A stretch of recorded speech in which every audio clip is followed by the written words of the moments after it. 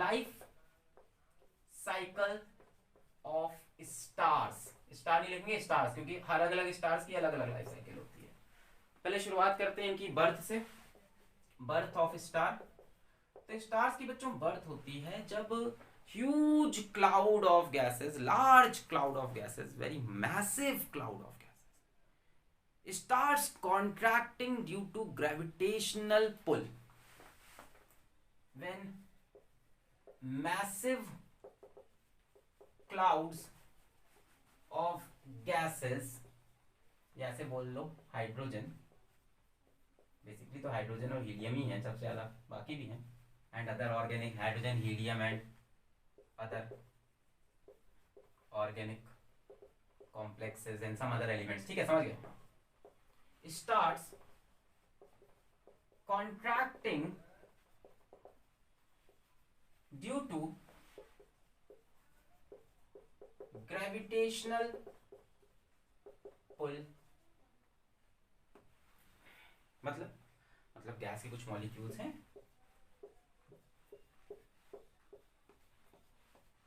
ये big bang से या कोई और सुपरनोवा, यानी अगल बगल कोई और एक्सप्लोजन हुआ है, कोई स्टार फटा है, 2 स्टार फटे हैं, वहां से ये गैसेस हैं, और गैसेस के एटम्स के बीच में या मॉलिक्यूल्स देख लो, मॉलिक्यूल्स के बीच में अट्रैक्टिव फोर्स लगेगी, ग्रेविटेशनल फोर्स। सब एक दूसरे की तरफ खिंचते जा रहे हैं, कॉन्ट्रैक्ट होते जा रहे हैं, एक सेंटर की तरफ सब भाग रहे हैं।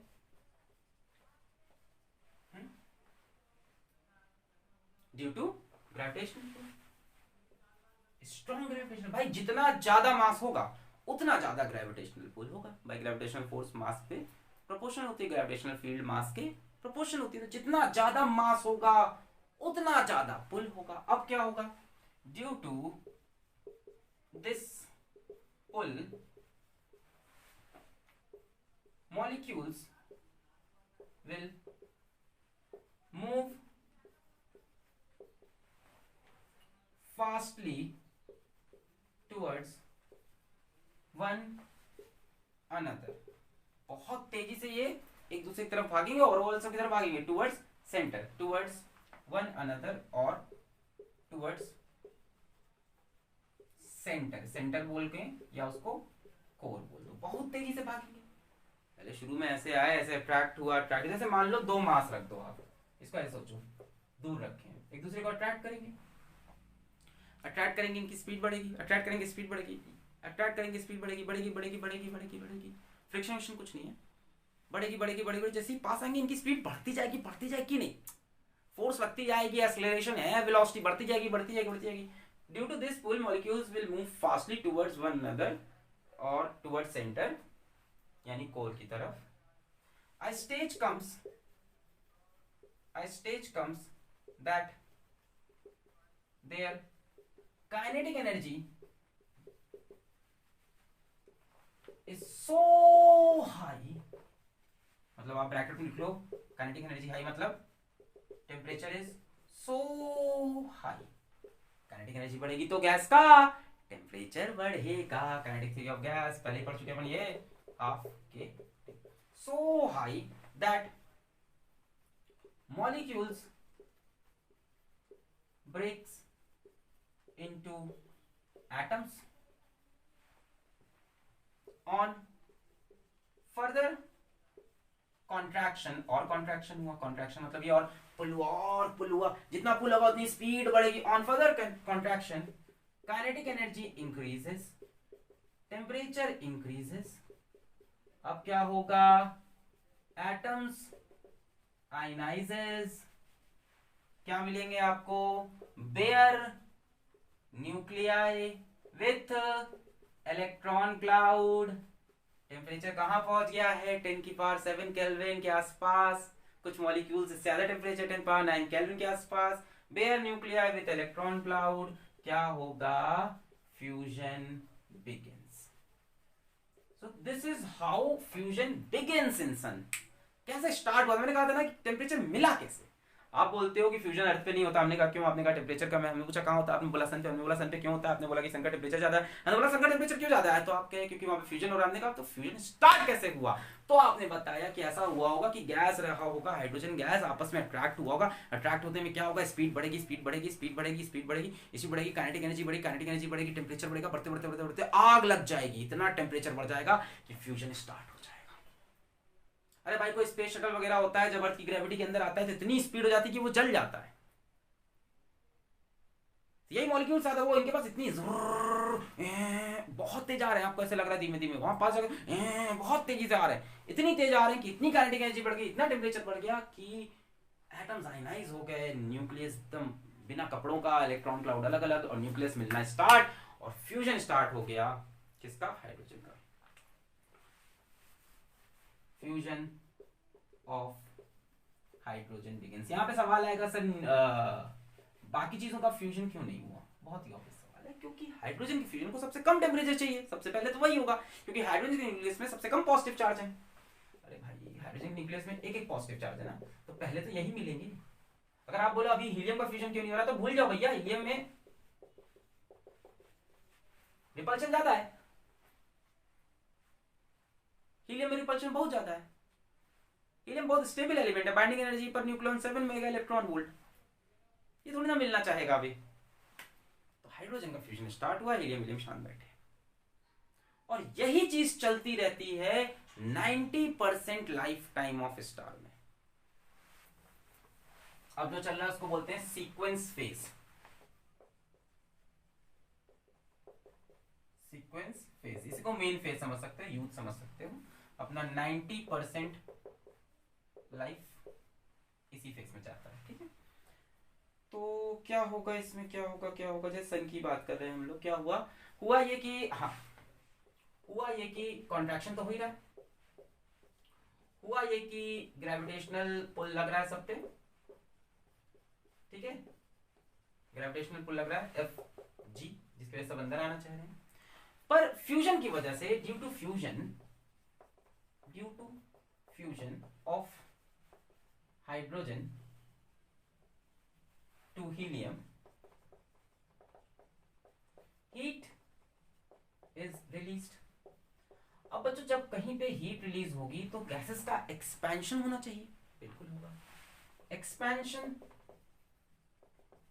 Of gas happens. ये हम लोग ये बोलते हैं कि एक आउटवर्ड थर्मल प्रेशर बन गया, एक ही चीज है, हीट हुआ, हाइड्रोजन हाइड्रोजन मिला, हीलियम बना, जो 90% जो इसका मेन काम चल रहा है उस टाइम क्या हो रहा है उसको समझ, 10 बिलियन ईयर्स इसने किया क्या, 10 बिलियन ईयर्स क्या हो रहा है कि हाइड्रोजन बन के हीलियम बन रहा है, और उसमें बहुत सारी हीट रिलीज हो रही है, और उस हीट रिलीज से स्टार एक्सपैंड करना चाह रहा है ना। इसको हम लोग बोल सकते हैं an outward thermal pressure acts. अब होता क्या है कि ग्रेविटेशनल पुल स्टार को कह रहा है कि भाई सिकुड़ते जाओ, थर्मल प्रेशर स्टार से कह रहा है कि तुम फैलते जाओ, ठीक है। तो अब होगा क्या, अब यहां पे एक बैलेंस बन जाएगा, so the star becomes stable as inward gravitational contraction is equals to outward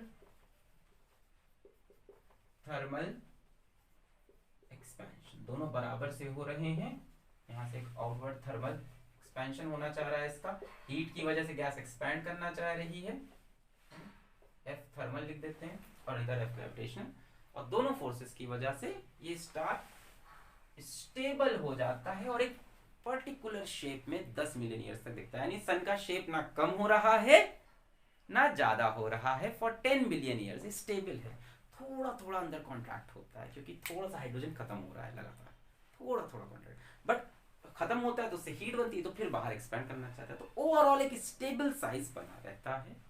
ये चीज अब ध्यान देना, किसी भी स्टार की लाइफ में ये बहुत इंपॉर्टेंट है। दो फोर्सेस पूरे कहानी में रोल प्ले करेंगी, एक ग्रेविटेशनल फोर्स जो हमेशा चाहेगी जो क्लाउड ऑफ गैस है जिससे स्टार बना है वो कॉन्ट्रैक्ट करे, उसका सिर्फ यही काम है कॉन्ट्रैक्ट करे, और एक उस कॉन्ट्रैक्शन की वजह से जो हीट निकली, जो फ्यूजन हुआ, जो टेम्परेचर बढ़ा, उससे एक्सपेंशन होगा जो कि बाहर जाना चाहेगा।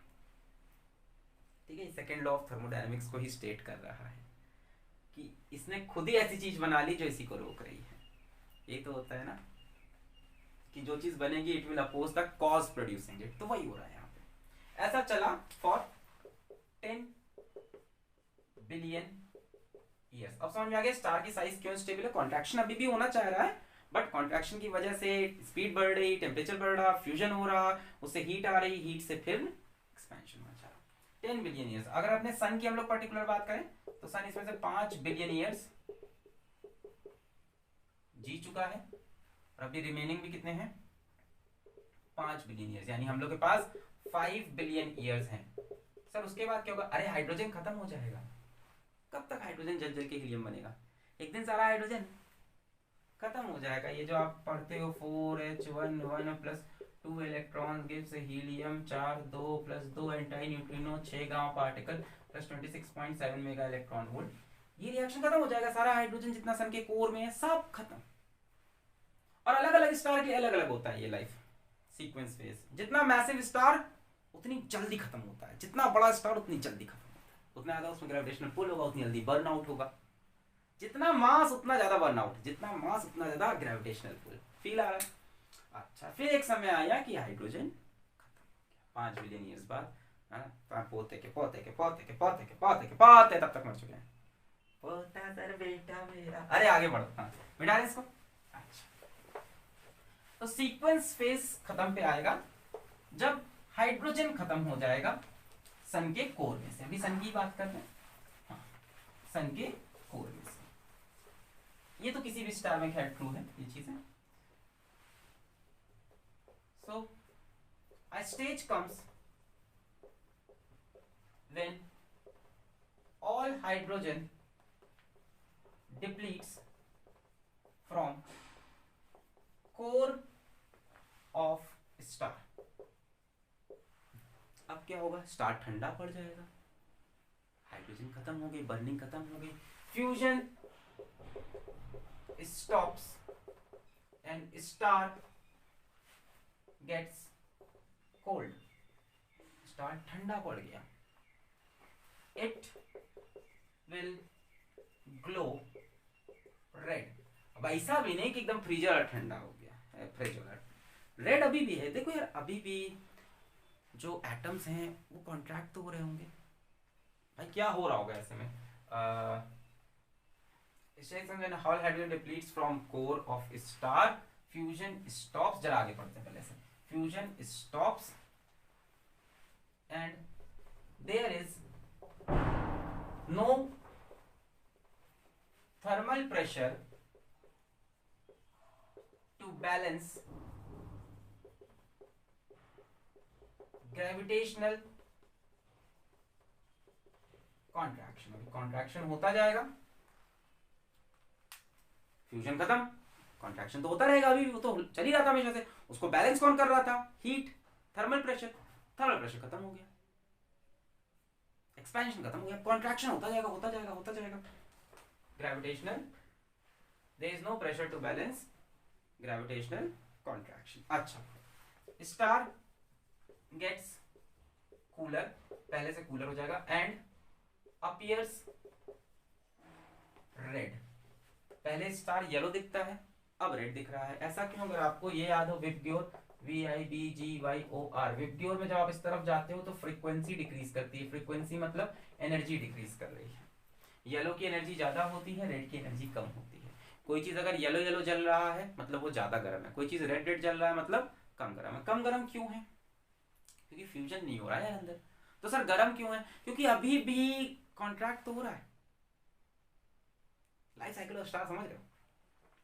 इंटरेस्ट लेना पड़ेगा। अभी भी कॉन्ट्रैक्ट तो हो रहा है, कॉन्ट्रैक्ट होने से क्या होगा? अभी भी स्पीड में तो चल रहा है, स्पीड में चलने से क्या होगा? काइनेटिक एनर्जी तो है, अभी भी टेम्परेचर तो है, तो गर्म तो है, पहले से कूलर है, एंड अपीयर्स है ना। इस तरफ जब आप आते हो विबग्योर में तो फ्रीक्वेंसी गिरती है, एनर्जी गिरती है, ये ज्यादा हॉट होता है, ये लेस हॉट होता है, तो अब ये रेड दिखने लगता है। क्योंकि अब इसमें जो भी हीट बन रही है या तो पहले के फ्यूजन की बची हुई हीट है, जो पहले फ्यूजन हो रहा था, या तो कॉन्ट्रैक्शन की वजह से जो काइनेटिक एनर्जी बढ़ रही है उसकी वजह से हीट है।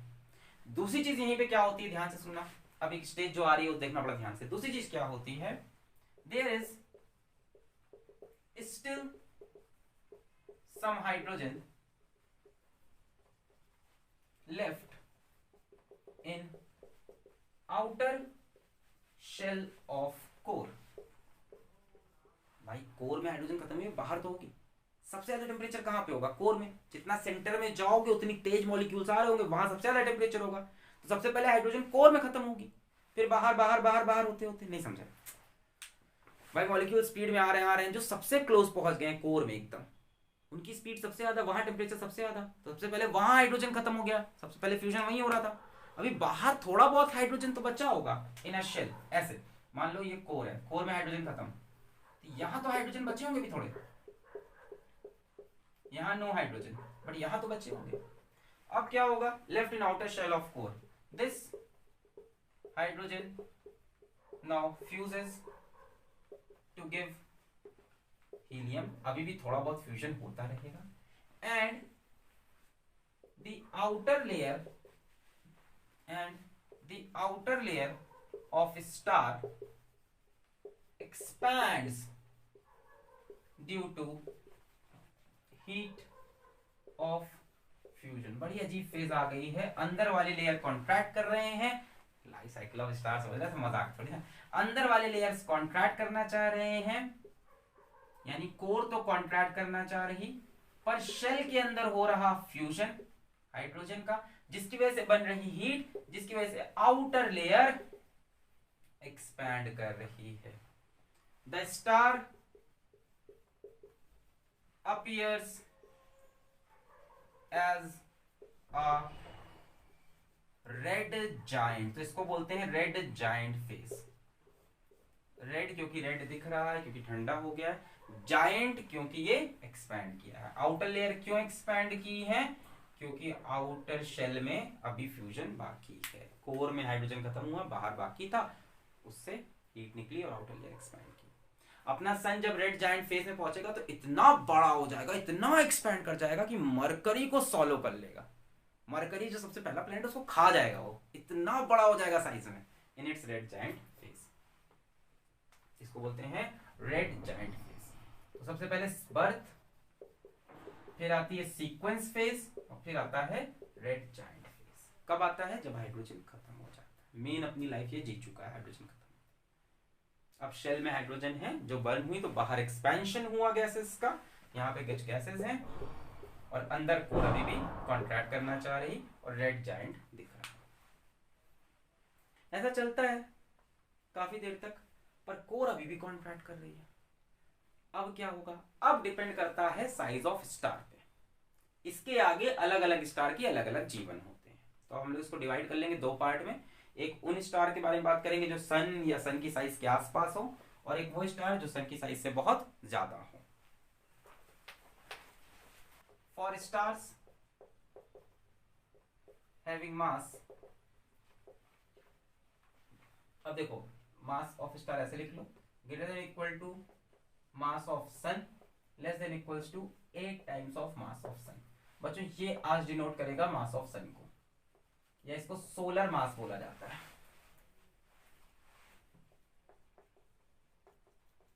तो जिनका सोलर मास से ज्यादा हो मास, या 8 टाइम सोलर मास से कम हो, इनके बीच के जो स्टार है, इसमें सन भी आ जाएगा।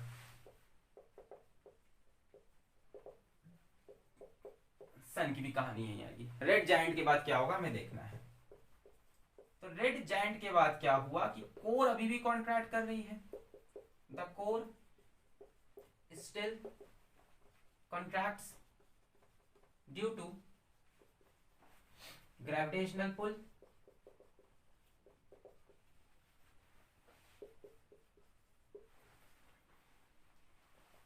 molecules keep speeding up, molecule की स्पीड बढ़ती जाएगी कोर में, until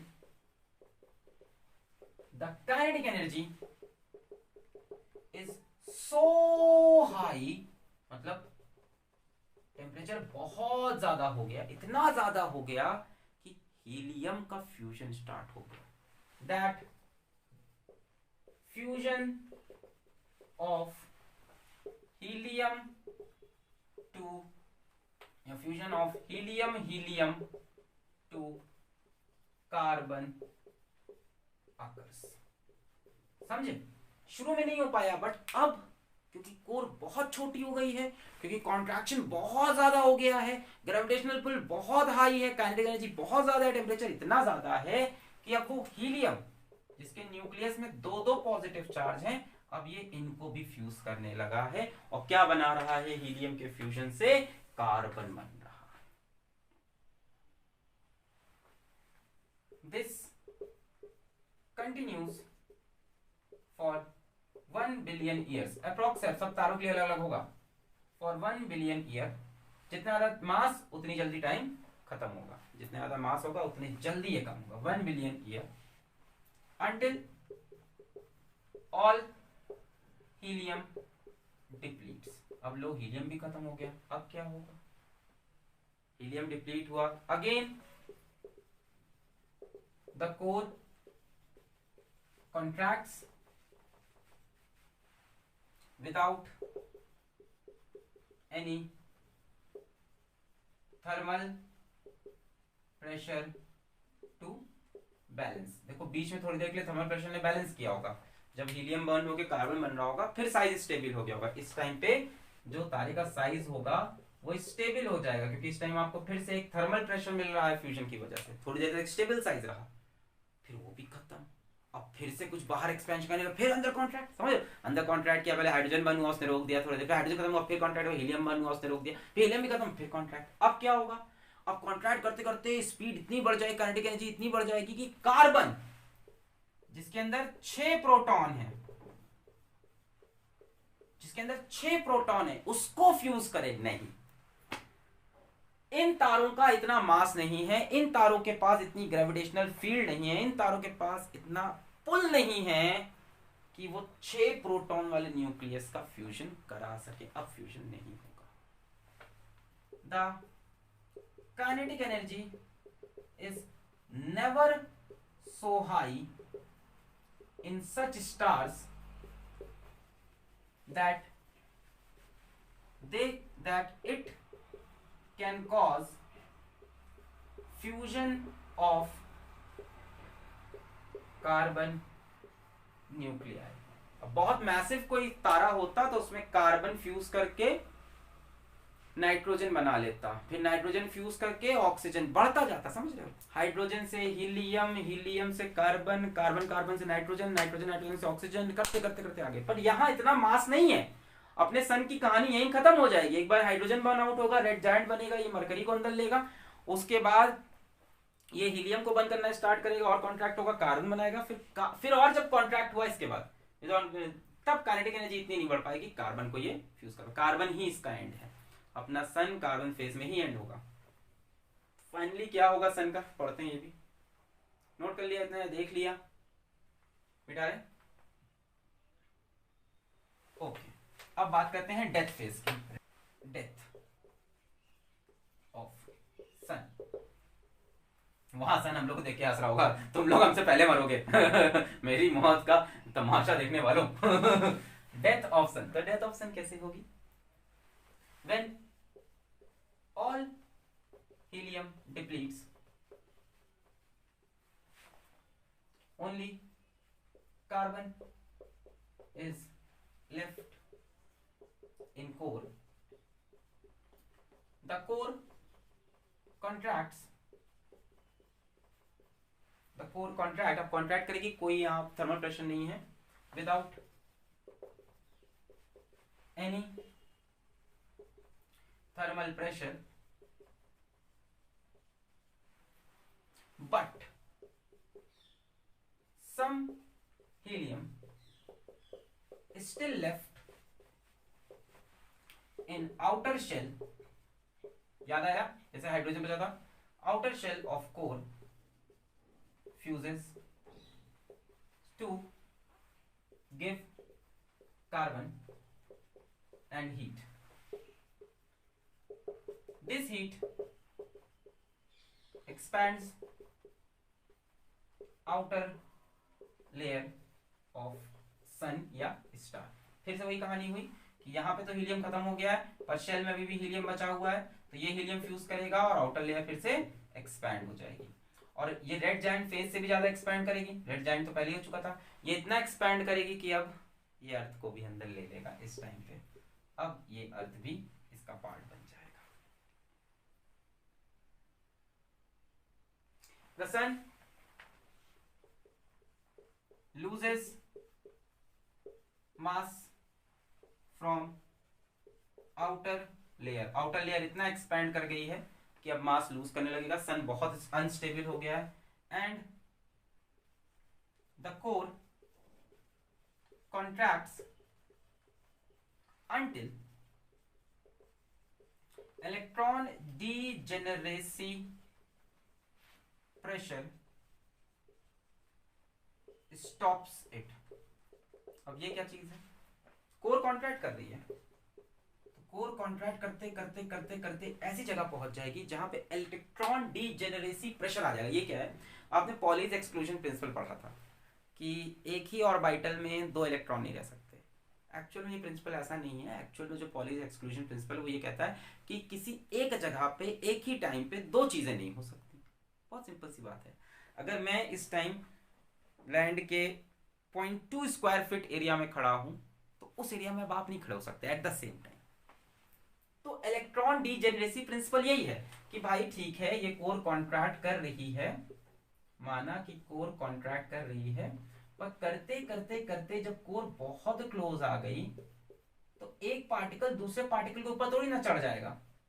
एक ही रास्ता था कि हाँ फ्यूजन कर लेता, फ्यूजन ये कर नहीं पा रहा इतना टेम्परेचर नहीं, तो आगे से ऐसे दबा रहा है, बट अंदर से दबाएगा पर मानने का नहीं वो कोशिश कर रहा है, बट इलेक्ट्रॉन इलेक्ट्रॉन में रिपल्शन हो रहा है कि एक ही जगह पे दो इलेक्ट्रॉन, या एक ही एक्चुअली में इलेक्ट्रॉन नहीं, एक्चुअली में पार्टिकल होता है।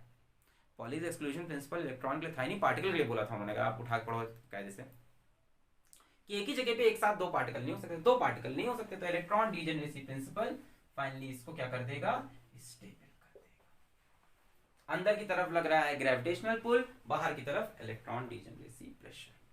और अब जो ये बन गया है इसको हम बोलते हैं व्हाइट ड्वार्फ, इसको हम बोलते हैं व्हाइट ड्वार्फ। इसके अगल बगल थोड़ी सी गैस होंगी, ये जो एक्सपैंड किया हुआ है अगल बगल थोड़ी सी गैस है। इसको जो पुराने टाइम के लोग थे इसी को नेबुला बोल दिए थे, बोले थे नेबुला है। नेबुला क्या होता है, अरे पुराने टाइम के लोग ने इसको जब देखा ऐसे स्टार्स को, सन तो नहीं देखा, बाकी स्टार्स को देखा ऐसे स्काई में ये क्या है, तो इनको लगा ये कोई प्लैनेट है। तो एक प्लैनेट नेपच्यून था, एक यूरेनस था जो दूर थे, तो उन्होंने दोनों को मिला दिया, बोला ये नेबुला है ना, नेपच्यून यूरेनस के नाम से मिला के नेबुला की अगल बगल गैस और बीच में व्हाइट ठोस, इसकी डेंसिटी बहुत हाई, मजाक नहीं इसकी डेंसिटी से, व्हाइट ड्वार्फ बन गया है। अभी भी ये गर्म है, गर्म इस वजह से है क्योंकि अभी इसमें फ्यूजन खत्म हुआ है हीलियम का कार्बन में, और अभी कॉन्ट्रैक्शन भी हुआ है जिसकी वजह से काइनेटिक एनर्जी बहुत ज्यादा, अभी ठंडा होने में टाइम लगेगा।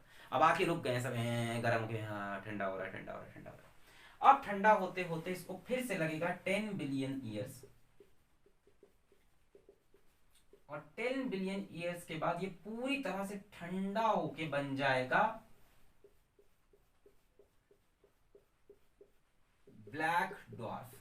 ड्वार्फ तो समझते ही हो ना, बोना, ब्लैक ड्वार्फ, बोना हो गया ना, व्हाइट ड्वार्फ और लास्ट में ब्लैक ड्वार्फ। ये है क्या black dwarf, carbon, black lumps of carbon. What is it, it is black lumps of carbon. ये कहानी होगी सूरज, और सूरज से 8 गुना या 7 एग्जैक्ट देखो नहीं बताया जा सकता क्योंकि ये सब चीजें बहुत दूर की अभी इतनी अच्छी से स्टडी हुई नहीं है, ये सब लैब में थोड़ी ना एक्सपेरिमेंट हो रहे हैं।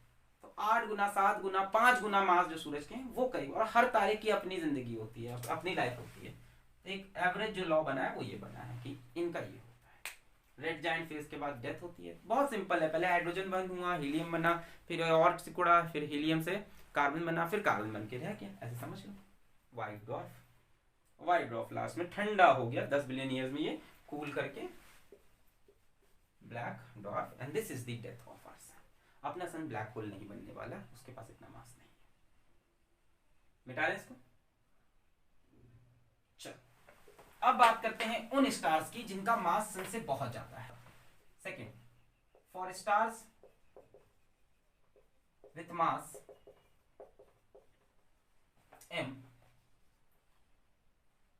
greater than equal to 10 times of mass of sun, ये 20 टाइम भी हो सकता है। जितना ज्यादा बड़ा तारा होगा उतने ज्यादा चांसेस है उसके ब्लैक होल बनने के।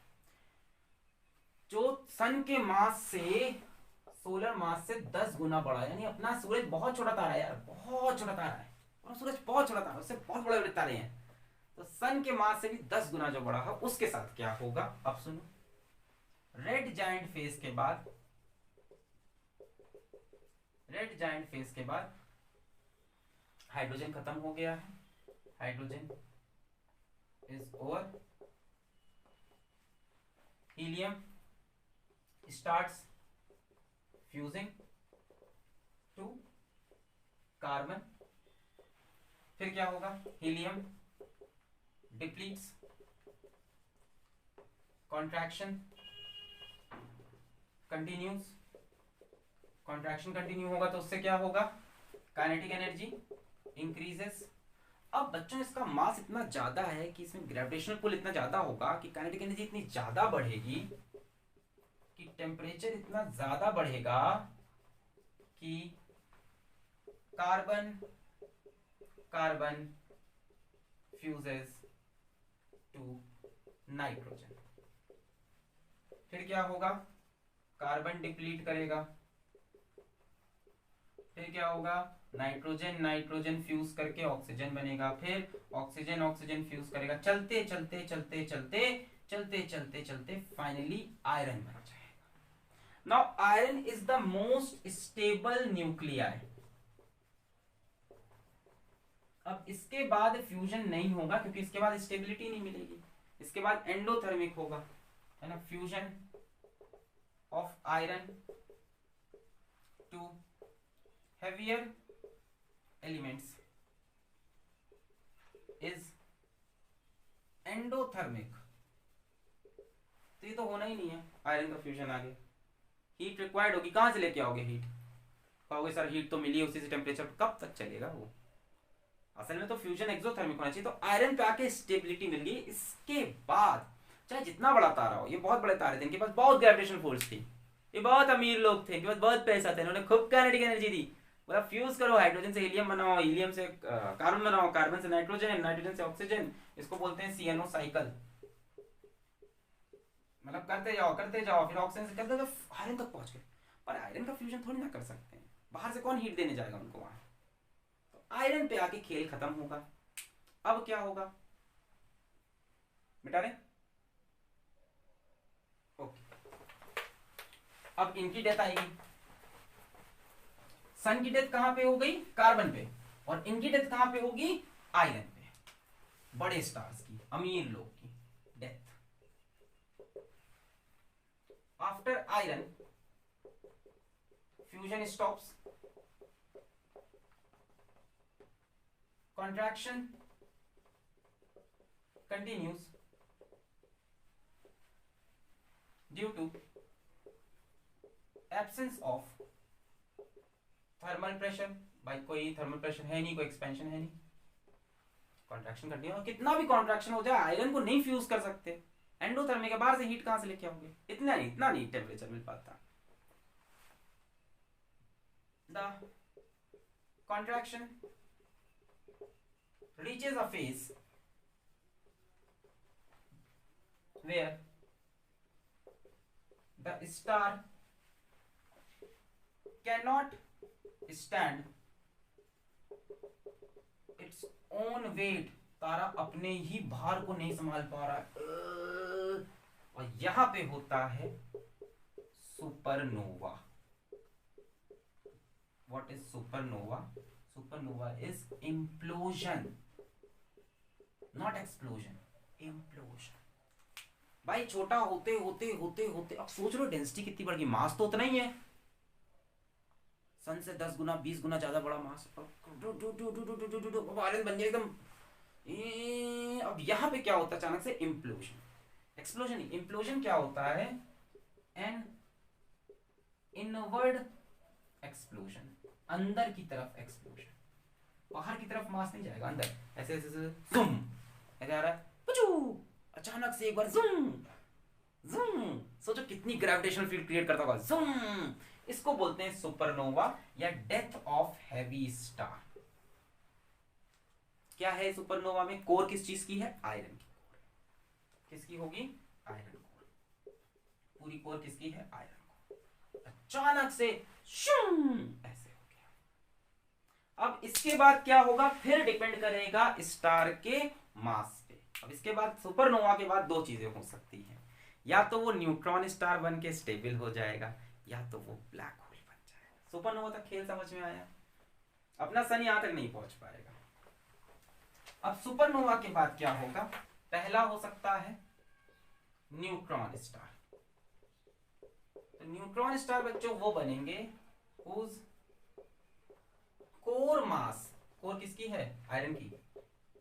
कोर मास m या x बोलते हैं, core mass x is greater than equal to 1.4 solar mass and less than equals to, कहीं 3 बोल रहा है कहीं 5 बोल रहा है, तो मैं 5 लिख देता हूँ, 5 solar mass.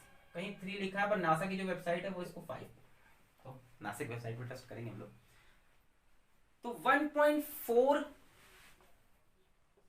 Times mass of सन से ज्यादा जिसकी कोर हो। एक मिनट, तारे का एक्चुअल मास 10 गुना ज्यादा है सन से, पर जो कोर बच रही है लास्ट की कोर, कुछ तो बाहर का पार्ट लूज भी कर दिया है, कुछ बर्न आउट हो गया, जो कोर बच रही है अगर वो 1.4 सोलर मास, जो कोर बची है लास्ट की, वो भी अगर 1.4 सोलर मास से ज्यादा, इसको बोलते हैं चंद्रशेखरियन लिमिट। इंडियन साइंटिस्ट था, पूरे दुनिया में 3 ही लोग थे जिन्होंने थ्योरी ऑफ रिलेटिविटी समझा था, उनमें से एक वो भी थे, चंद्रशेखर सुब्रमण्यम, उन्होंने दिया था चंद्रशेखर लिमिट। अगर इससे ज्यादा है 1.4 टाइम्स ऑफ सोलर मास से ज्यादा है उसकी core, not the star, star तो बहुत ज्यादा है, उसकी कोर अगर उससे ज्यादा है तो क्या होगा? द कॉन्ट्रैक्शन ऑफ कोर, या जिसको हम लोग ने बोला क्या? Implosion, is stopped bye neutrons. अब इलेक्ट्रॉन के बस की बात नहीं कि इलेक्ट्रॉन डीजेनरेसी से संभले, अब न्यूट्रॉन्स उसको बैलेंस कर देते हैं। और कैसे करते हैं ये हमारे सिलेबस के बहुत ही बियॉन्ड हो जाएगा, और ये बन जाता है न्यूट्रॉन स्टार। इसको बोलते हैं न्यूट्रॉन स्टार। न्यूट्रॉन स्टार क्या होता है? एक तो चीज होती है, ऐसे समझो इतना बड़ा mass, this much mass of core. कितना मच मास ऑफ कोर? ये इतना मास, सन से 1.4 गुना ज्यादा, इन 30 किलोमीटर रेडियस। ये गोला 30 किलोमीटर रेडियस का है, अर्थ का रेडियस 6400 किलोमीटर है, 6400। 30 किलोमीटर रेडियस में इतना, वेरी डेंस, वेरी डेंस बच्चों। इतना डेंस होता है कि इससे अगर आप एक सुगर क्यूब काट लो, sugar cube of neutron star, मतलब चीनी के टुकड़े के बराबर। वहां जाते हो ना आप लोग रेस्टोरेंट में, तो चीनी का टुकड़ा मिलता है, चीनी के टुकड़े के बराबर अगर उसमें से आप काट लो, will weigh as much as all humanity, पूरी इंसानी प्रजाति के बराबर इसका वेट। इतना डेंस होता है न्यूट्रॉन स्टार। कैसा दिखता है? दिखाई नहीं पड़ता है, इवन हबल टेलीस्कोप से भी नहीं दिखता, क्योंकि it is very hot, it is very hot. Hot तो होगा, इतना कॉन्ट्रैक्शन हुआ है, इम्प्लोजन हुआ है अभी, एंड इमिट्स एक्स रे, है ना, कोई कलर्ड लाइट इसमें से नहीं निकलने की दिखाई पड़े, X ray, and is invisible even to Hubble space telescope. अपन इसको हबल स्पेस टेलीस्कोप से भी नहीं देख पाए, ऐसी चीज है, बहुत डेंस चीज, इतना ज्यादा मास इतने कम रेडियस के अंदर, इतनी डेंसिटी कि उसमें से एक शुगर का टुकड़ा काट दो तो पूरे इंसानी प्रजाति को मिला लो, उतना बड़ा वेट, उतना वेट। और एक्सरे दिखाता है उसमें से, आप देखेंगे न्यूट्रॉन स्टार है, बच गया, कोर इंप्लोड होने से बच गई, लास्ट में चिपकने से बच गई, कौन बचाया? न्यूट्रॉन। तो न्यूट्रॉन स्टार नाम पड़ गया इसका। कौन करता है? जिनकी कोर का मास इसके बीच हो, और जिसकी कोर का मास इससे भी कम हो वो बनता है व्हाइट डॉर्फ, जो सन बनता है। जिसकी कोर का मास इससे कम हो वो व्हाइट डॉर्फ। अच्छा, दूसरी क्या कहानी हो सकती है? वो बनती है ब्लैक होल की। अब आया black hole, whose core mass x is greater than equal to 5 times of solar mass। कहीं जगह 3 टाइम्स दिया है, नासा की वेबसाइट पे 5 टाइम्स दिया है, 5 टाइम्स ऑफ सोलर मास। अब क्या होगा? The core is so massive that the gravitational pull is so strong that it cannot be stopped by electron degeneracy or neutron। The core falls onto itself, ऐसा phenomena जिससे आंखें चकित हो जाएं। The core false, वो अपने आप ही अंदर अंदर फ्यूज भी नहीं कर रहा, डेंस होता जा रहा, होता जा रहा, होता जा रहा। तो मैंने न्यूट्रॉन स्टार की डेंसिटी देखी कि उसमें से आप एक चीनी का टुकड़ा निकालो तो पूरी इंसानी प्रजाति के बराबर, और ये उससे भी कहीं ज्यादा dense. Falls on to itself, it becomes so dense that its gravitational pull